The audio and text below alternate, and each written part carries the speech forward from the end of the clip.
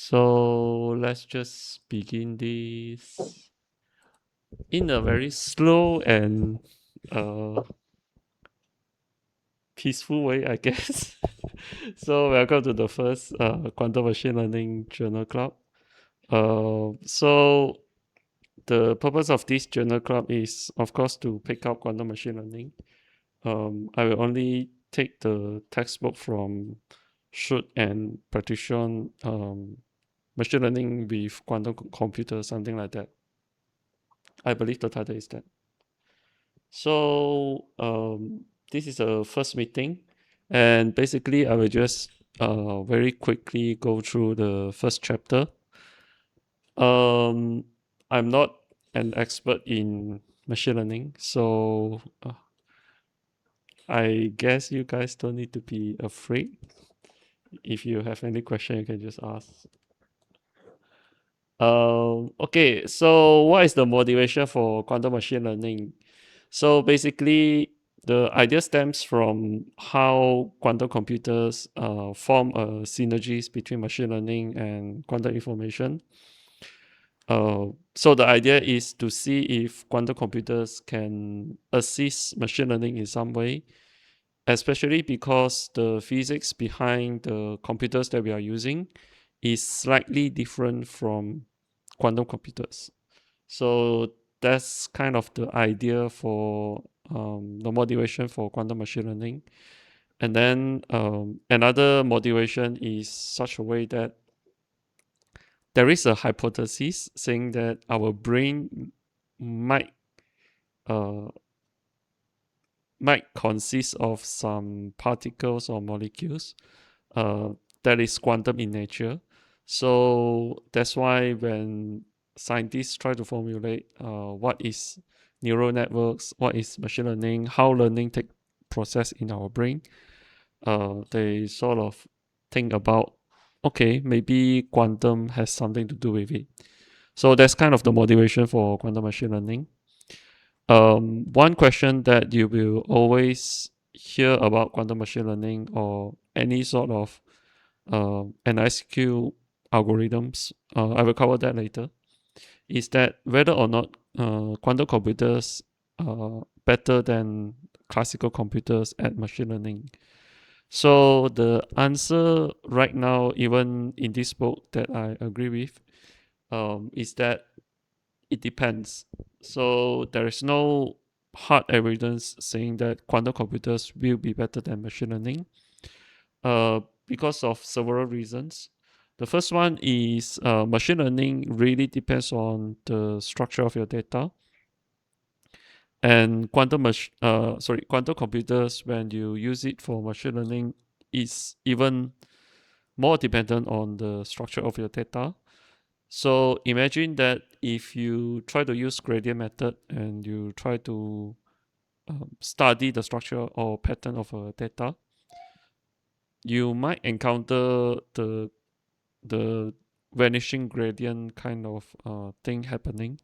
So for quantum computers, this kind of phenomena will be even even faster to kind of see it. So in a sense, it depends on how your data is distributed across the whole your whole data set. And then it also depends on whether or not your machine learning is supervised or unsupervised, and how you are going to use your quantum computer in the machine learning approach. So whether or not you sort of like put the whole quantum computer as a machine learning algorithm, or you just use it when you try to optimize certain parameters. So they will give you totally different results. And of course, not every quantum computers are the same. So depending on the architectures of your quantum computer, either it's coming from annulars, which would be good in optimization algorithms, or superconducting qubits, or even like continuous variable systems, how you're going to encode your data into the quantum computers, that really is a very important point.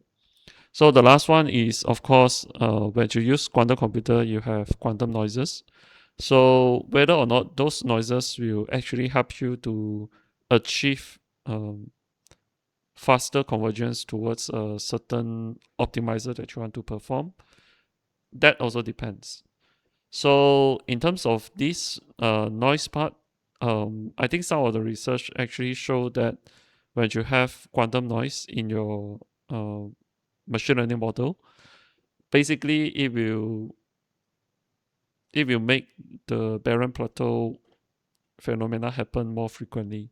So all this stuff that I mentioned, we will cover it in the textbook in the later chapters. But the short answer for this question is it depends.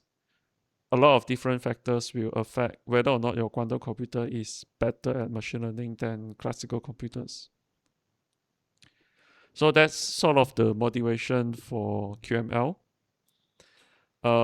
For people who are not familiar with quantum computing, which I don't think happens in this group, basically, in short, quantum computer is something coming from quantum physics. So you try to make use of quantum physics to manipulate information using the current quantum technologies. So there are two types of revolutions. The first one happened around like the 20th century, whereby we start to observe some physical phenomena that cannot be explained by the physics at that time. So phenomena such as black body radiation, photoelectric effect, wave particle duality, they are discovered around 1925. And because of that, you sort of like have a new theory to explain the microscopic world, which is now called the first quantum revolution. And the second quantum revolution actually started around the year 2000, whereby we started to have better equipments, more precise quantum technologies to actually control the microscopic systems. So, because of this kind of control, you start to observe the phenomena that was previously only described in the theoretical world, such as quantum entanglement, quantum superposition, quantum coherence, and so on. So, this kind of quantum effects are being studied whether or not you can use those effects in information processing. But right now, because we don't really have the perfect technology yet, so these quantum systems are fragile and noisy. So we call them noisy intermediate scale quantum computers, whatever you want to call it. But in short, it's called NICs. And we are right now moving towards fault tolerant quantum era. So the way for us to come from here to the fault tolerance is basically trying to introduce error corrections into your current generation of quantum computers so that your information is actually correct after you do the computation without like getting affected by the noise. So how are we going to do that? Basically, you just need to have a lot of qubits or quantum bits. But right now, for next computers, we only have around 10 to 100 quantum bits, and this is not enough to perform any form of error corrections. So that's why in next era, we basically don't have error corrections. Whatever qubits we have is basically uncorrected and is called the physical qubits. Once you do the error corrections, then it's called logical qubits. So these are the technological development part. From the algorithm side of things, we also have two types of algorithm. The first one is called quantum algorithms.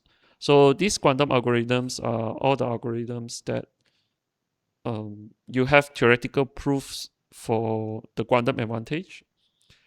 Unfortunately, in order for you to run quantum algorithms on real hardware, it's not going to be easy because you need a lot of qubits to actually see the quantum advantage. But the idea of having this kind of quantum algorithms, which is strictly better than classical algorithm in some computational problems, is what motivated for us uh, to continue developing this kind of research areas because of one thing, the Shor's algorithm basically. you can break RSA based on that. And because of this belief, so people try to see what are the other applications for quantum algorithms or even next algorithms. So in between the prototype of quantum computers that we have and the perfect quantum computer in the future, we only have next quantum computers, and we you sort of want to convince the investors that this is something that is worth researching into, and that's why you created what we call as the Nix algorithm. So Nix algorithm are the type of algorithms that you can run on the current generation of quantum computers. Um, I think there are only 3 to 4 Nix algorithms: variational quantum eigensolver, quantum optimization, quantum approximate optimization algorithms, and machine learning basically. There's another new one called decoded quantum interferometry. So these are optimization algorithms for um, using quantum computers that you cannot solve efficiently in classical computers, but you might be able to solve it efficiently using quantum computers. So running these algorithms, you have some advantage. You don't need error-corrected qubits. You can run on the current generation of quantum computers. But unfortunately, to sort of like get a theoretical proof for the quantum advantage, so-called, it's not that easy for next algorithms. So this is still somewhat a very active research currently. So what would be your quantum advantage? So of course, the first thing that came into our mind is that quantum computers can strictly run faster than classical computers. Uh, so this falls into whether or not you have a probable speed up. So only certain algorithms have probable speed up, but other than that, you don't actually have it. So the other angle of quantum advantage is basically if let's say you have a data set and your data set actually grows exponentially, maybe you are exploring big data, then does your runtime asymptotically run faster or slower compared to a classical machine learning algorithm? So if let's say your growth is actually slower, then in some sense your quantum computer is capable of running a bigger data set compared to classical computers. Then when you do benchmarking, are you going to benchmark with the best known classical algorithm, or you are doing some complexity analysis? So computational complexity analysis is theoretical, which is very difficult to perform. But if you do benchmark against classical algorithm, you're just trying to compare between the runtime speed between quantum and classical machine learning, and that will be easier for you to do. The next one is to consider about energy consumption. We all know that the current data centers, computers, HPC, and so on, they consume a lot of energies. So whether or not if we use quantum machine learning uh, to run the same data set, are we going to consume the same amount of energy, or are we actually saving energy? So this is also another point of view that we consider. And does the output that you try to perform for quantum machine learning is actually more precise compared to classical? So this is also something that you need to consider about. And what about any probability that you might fail the computations, because quantum machine learning is kind of like probabilistic compared to classical. And another thing is how much data are you going to use to train the model? This kind of argument that I read across different papers, they all say that quantum machine learning uses much less data compared to the classical machine learning. So how are you going to quantify that when you talk about quantum advantage? And lastly, uh, how well can your model generalizes to different situations? So, for example, if you are going to train for some weather forecast data, time series data, if let's say you already tune your data to Malaysia, so both classical and quantum machine learning model, you are already trained for Malaysia. So now let's say if you want to take from another country, for example, the Europe side, because the climate is different, of course your data is going to be different, your pattern is going to be different. So how well the quantum machine learning model can generalizes to different climates, different weathers, and different pattern of your dataset compared to the classical version.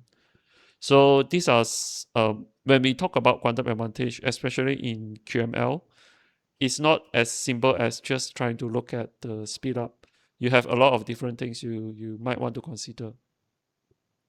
So especially whenever you read papers and they say that you have certain quantum algorithms that runs faster than classical algorithms, you need to be very careful about the claim because it usually comes with a lot of assumptions. So you actually need to understand what are the underlying assumptions in those papers so that you don't contribute to the hype by itself. So now let's look at some of the approaches for quantum computing and machine learning. I believe everyone who did a little bit of QML already see this diagram. So this diagram represents four different kind of approaches for you to consider about classical data and either classical data or quantum data, and then either classical computer or quantum computer. So the first letter here means that your data is coming from a classical or quantum kind of um, maybe sensors or experimental device or anything. And then the second letter over here means that you are using either classical computer or quantum computer. So if you look at CC, that refers to classical data. You try to process it using classical computers. So the examples would be whatever we are doing right now. But one of the few examples that the book give is actually quite interesting. So the first one is the application of tensor networks. So this originally came from quantum many-body system, whereby we want to describe um, in a simpler way using tensor networks how these many-body system are going to we are going to perform the calculation and so on. And this tensor network is actually being used in classical computers for neural network training. So another thing is what we call as the quantum inspired models. So whenever you see quantum inspired algorithm, model, machine learning, it always refers to classical machine learning. It's not quantum. So the second one is using quantum data, but you are processing using classical computers. So example for this would be, let's say if you have two quantum states. So the data that you are coming from are quantum because you are considering the data set from quantum systems. But let's say you are doing tomography or discrimination between quantum states, like you try to differentiate these two quantum states, how different they are, or even like phase transition in quantum systems. And you are not using quantum computers, you are using classical machine learning methods to do this kind of work, then it's considered a QC. I even see some people taking like multipartite entangled states, which is quantum, and you try to apply machine learning to sort of like filter out which kind of quantum states are entangled, which kind of quantum states are not entangled. So this also belongs to QC as well. The third one is CQ. It refers to classical data, and you use quantum computers to analyze it. So this is the QML that we are talking about. Uh, Examples would be taking like classical data, for example, time series data, satellite images, X-ray images, any form of numerical data that you collected from internet and whatever, and you try to encode it into your quantum computers to analyze patterns and so on. So in order for you to do that, you have to encode your data on into this quantum computer, and this encoding, if you can't handle it well, it actually contributes to some computational time as well.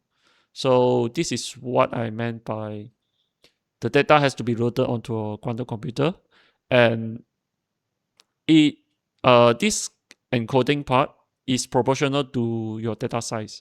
So if your data size is large, then your encoding time will be like linearly growing with your data size. So if you want to save some encoding time, then you can consider different encoding approach. So the last one is called QQ, or quantum data processed by using quantum computers.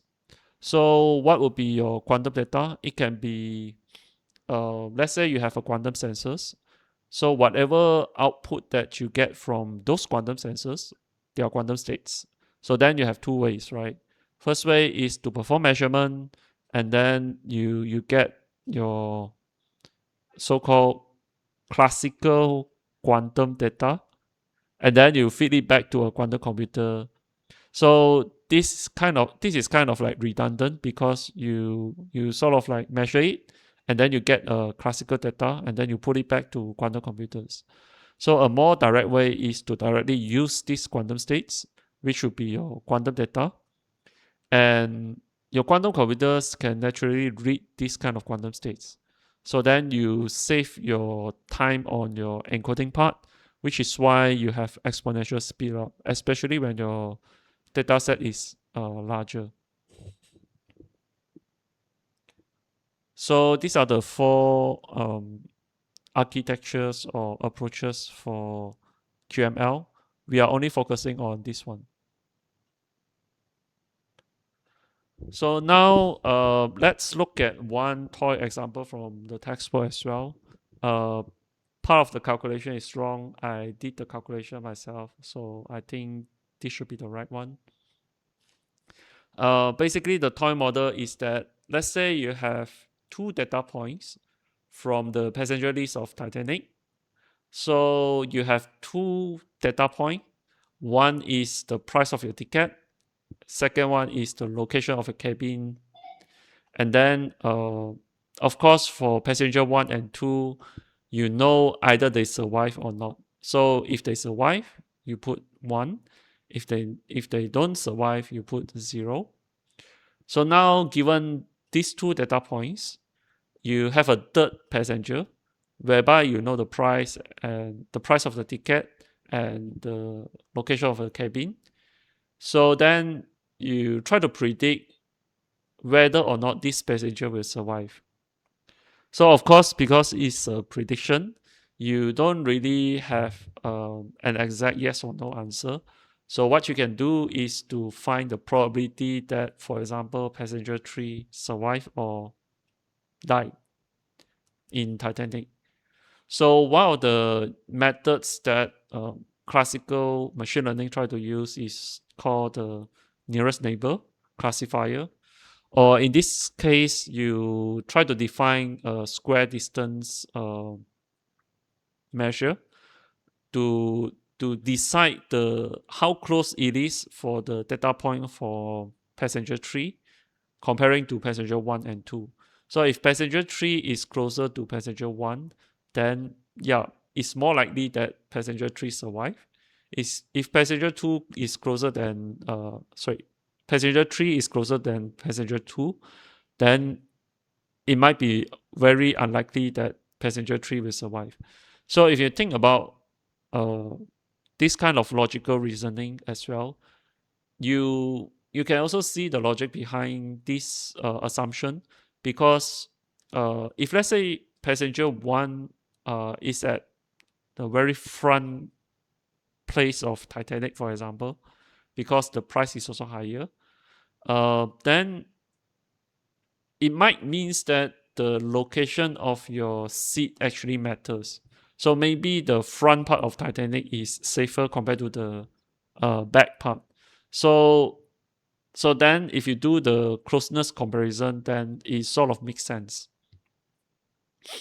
So usually they will, for classical machine learning, they will define this kind of probability measures.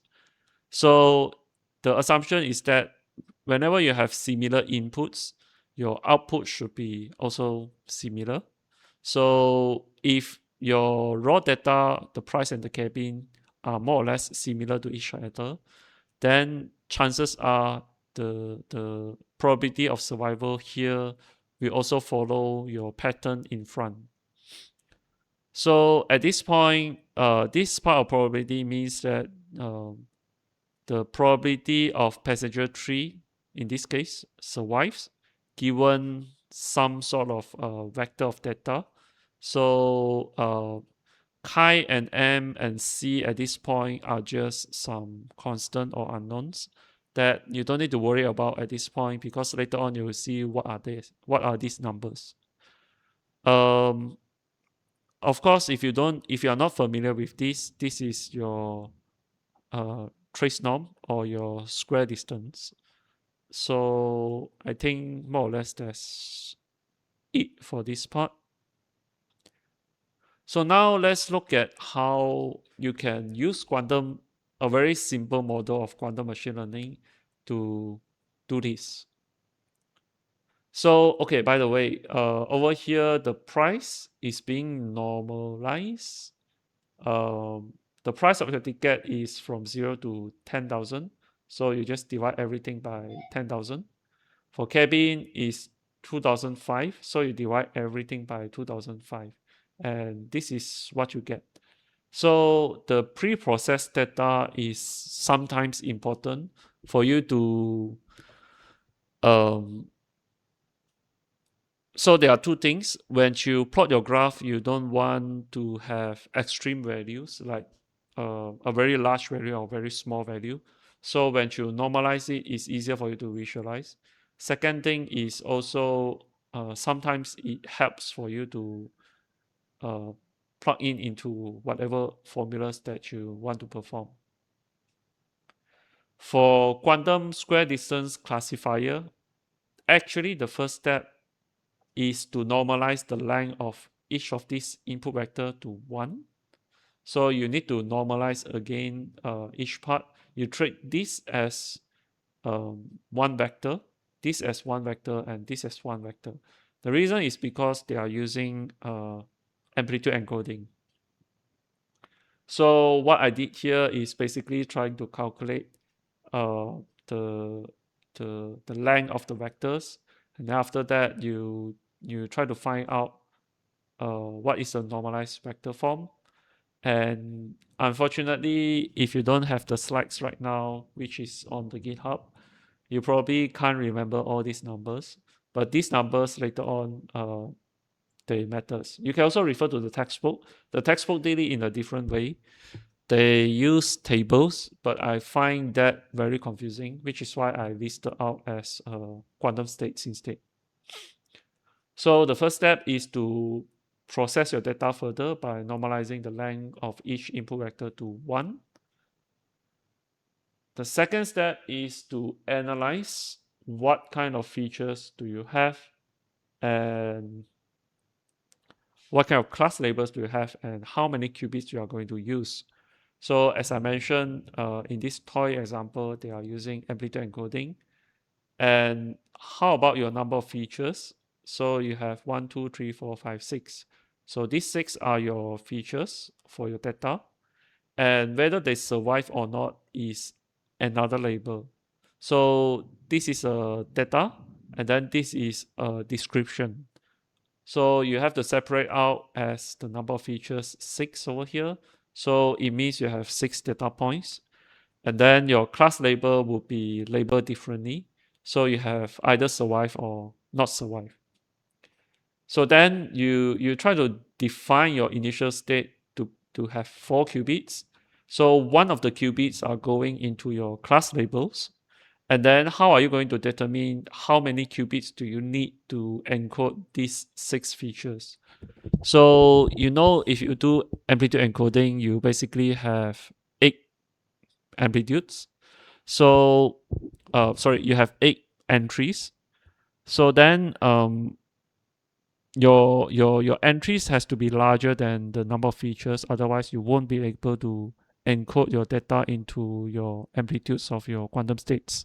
So that's how you determine like how many qubits do you need to encode all the features into your quantum states. So the way you do it is first, so this part is better for you to refer back to the table in the textbook as well to sort of like understand how it is being done. So what you need to do is to separate out the first 3 qubits with the last qubit. The last qubit is your class label.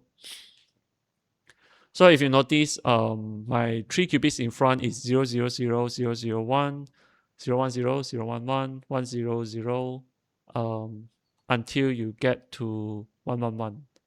So these 3 qubits are the ones that you are trying to encode with your features. And then the last qubit, if they survive, you put 1. If they die, you put 0. So that's more or less how you're going to encode your data with. Then now you try to look at the first set of data. So 0.921 plus 0.39 is passengers 1. So passenger 1, you put in your data into your amplitudes, and then they survive. So you put a 1 qubit here. Passenger 2, you put it here, and then they die. So you put 0. Then you notice that the last 2 part here, they are basically your passenger 3's data, 0.866 and 0.5. So the front part is basically your passenger 3's data, but your number of qubits over here, you are trying to set it to follow the above. So over here you have over here the first part is survive, the second part is dead. So at this point you try not to question why you need to do this. Later on when you apply the Hadamard transform, then you see why. So I try to cancel off the tensor product over here, so I write everything in 4 qubits form. So these are the sort of like initial states after your amplitude encoding. So now you try to apply your Hadamard gate on the first qubit only. So that's why I write H1. H1 represents Hadamard gate on the first qubit. This particular state becomes psi prime. So now let's look at what will happen. So basically, right, when you apply your Hadamard gate on your first qubit, this 0 becomes plus, and then 1 becomes minus. So now this becomes plus, and then plus you can further decompose it back to get 0.921 the 0001 cat plus 0.921 1001 cat. Then you try to combine together, for example, 0.921 with 0.866. So this is what I did. I took out the square root 2 outside so that it becomes 1 over square root 8. Remember previously it's 1 over square root 4. So now you can observe that 0.921, for example, you have 0001, and then the other one will be over here, 1001. Originally, these two are a pair kind of thing. So now I try to collect based on the basis that they have. And now you start to see why I write in this form, because it's easier for you to see compared to the table form in the textbook. So you try to perform Hadamard on the first qubit for everything, and then you try to combine back to the basis, and you see that it forms this kind of thing. Okay. So now let's look at the step 4. So after you perform Hadamard gate on the first qubit, you try to measure the first qubit and do some post selection. So this is possible.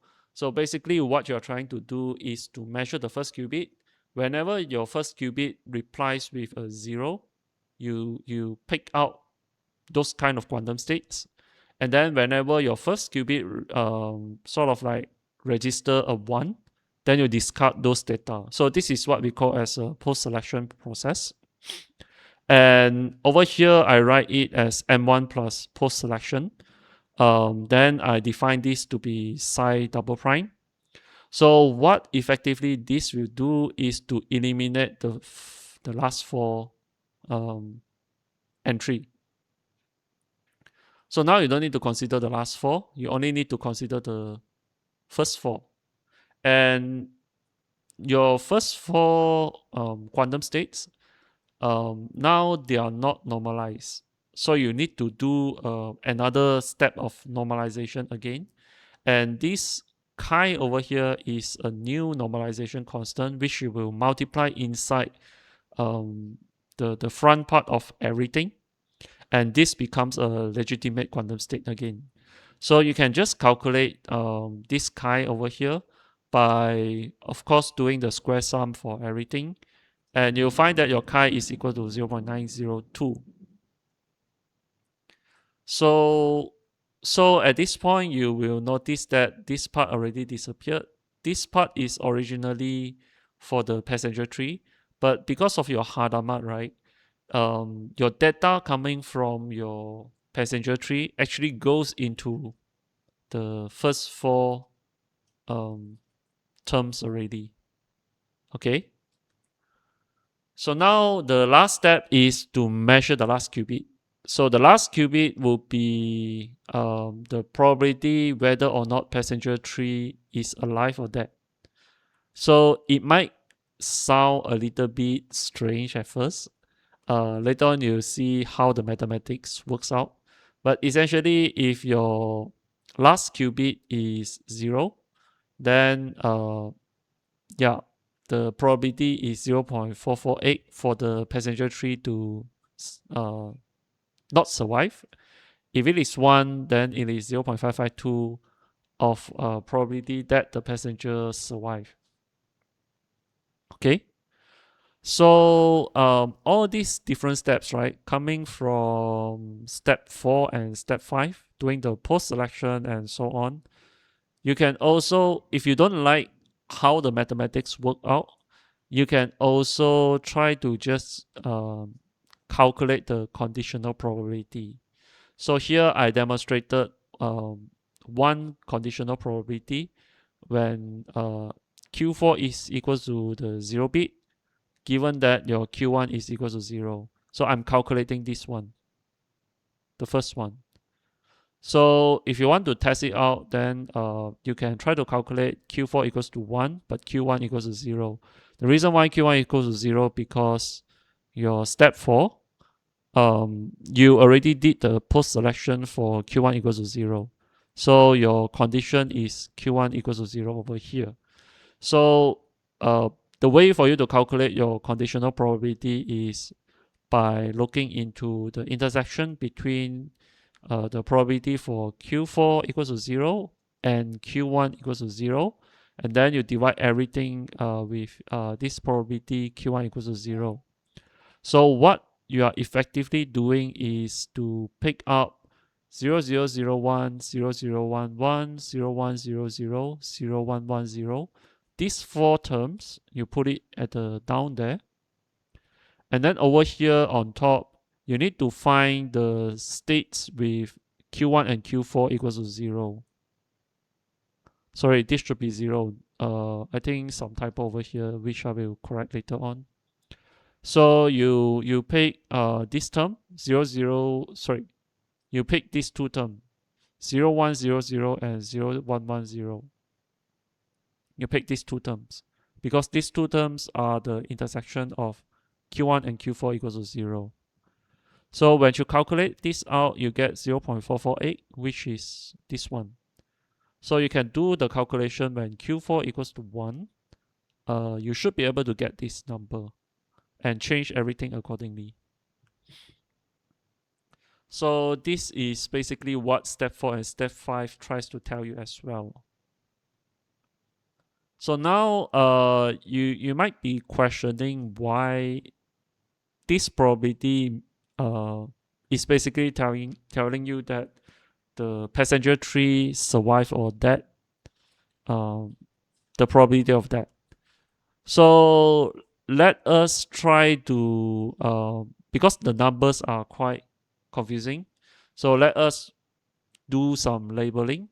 So what I'm doing here is basically doing this. So 0.921 square plus 0.39 square, it should be equals to 1 because I already normalized the vectors.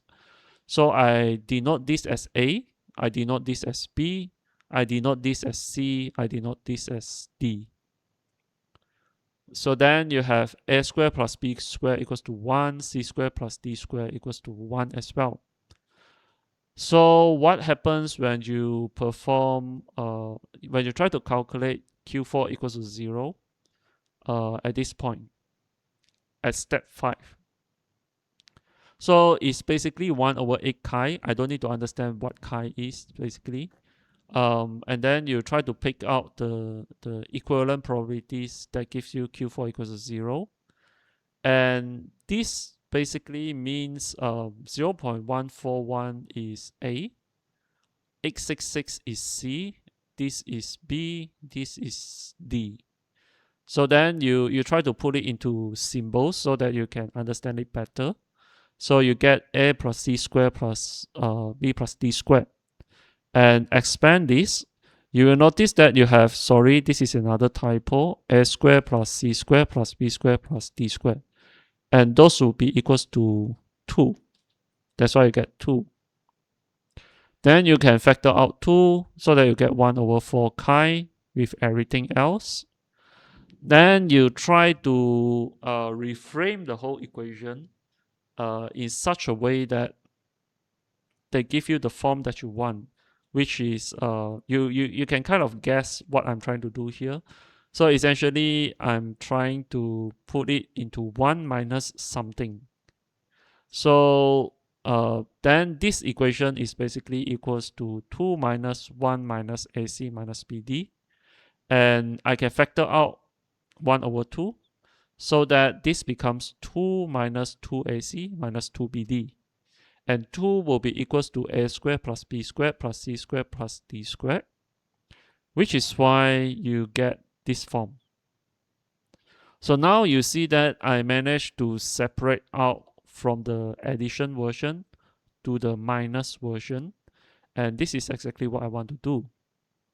You'll find that this is equivalent to A minus C squared plus B minus D squared, and you again do all the calculations to make it in such a way that you have 1 over some number multiplied with chi, and then this is 1, this is 1 over C, and then you have something minus out. So then you try to look at this and try to compare with this equation that we initially say that your classical machine learning classifier, the probability will be given by this, right? So you find that it is the same thing. So m equals to 2, chi will be this value, and then c will be 4. So if you look at the textbook, this is 8, which is not right. It should be 2. The point here is that you have these 4 numbers, right? So what are these 4 numbers? So you will notice that it is a comparison between the passenger 2 and 3. 0.141, 0.866, 0.99, 0.5. 141, 866, 95. So this is actually a comparison between passenger 3 and passenger 2, which is passenger 2 is dead. So you are actually comparing the distance between passenger 3 and passenger 2, and it computes out the probability for you that whether or not passenger 3 has how much probability that it will survive or not survive. So in this sense, right, what you can observe is that classically you try to compute these values, but for quantum machine learning, you actually have series of ways for you to implement this kind of calculations. So what would be the insights coming from this toy example? The first one is, of course, coming from quantum theory. You notice that a lot of these formalisms coming from quantum theory actually provides you some equivalence compared to the classical machine learning as well. And to some extent, classical machine learning and quantum machine learning, they always inspired each other in a very uh, in a very good way, I would say, because some of the classical algorithms, uh, they get improved through the quantum inspired algorithm because of quantum machine learning. So that's the first point. The second point is how crucial it is for you to encode your data into your quantum computer. So you are using classical data, and if you are doing amplitude encoding, for example, you don't actually get any speed up because all this data you need to load one time. So you need to load 1, 2, 3, 4, 5, 6, 7, 8. You need to load at least 8 times for you to encode all the features and your class labels for passenger 1 and passenger 2. So you might be thinking, okay, if I don't encode it in amplitude encoding, I try to encode it in different ways. For example, um, we will see different encoding schemes and so on, but that also comes with some limitations. Um, so we will need to see what kind of feature map or like encoding methods that is suited for a different data set and different machine learning structures. The third one is that when you use quantum machine learning algorithms, usually it will requires you to further process your classical data, even though, for example, we did the pre-process data over here already, but in our case, we still need to normalize the length of each input vector again before we go into several other different steps. And lastly, we need to remember that whenever you have quantum machine learning algorithms, you always need to measure your quantum states. And you don't just measure it once, you need to do a lot of shots and try to measure out your try to find out the probability of getting some result out. So because of this, you need to actually run your quantum machine learning algorithm um, a lot of times to do all these different shots. So even though we say that for quantum machine learning, because of quantum superposition, you have the parallelism going on, but it's not as simple as that. You need to factor in the measurement part of your quantum machine learning algorithm. Whereas for classical machine learning, you just compute it out and then that's it. So this is my last slide, and this is basically what is being covered in the first chapter. Um, I will just stop the recording, but if you have any questions, you can ask.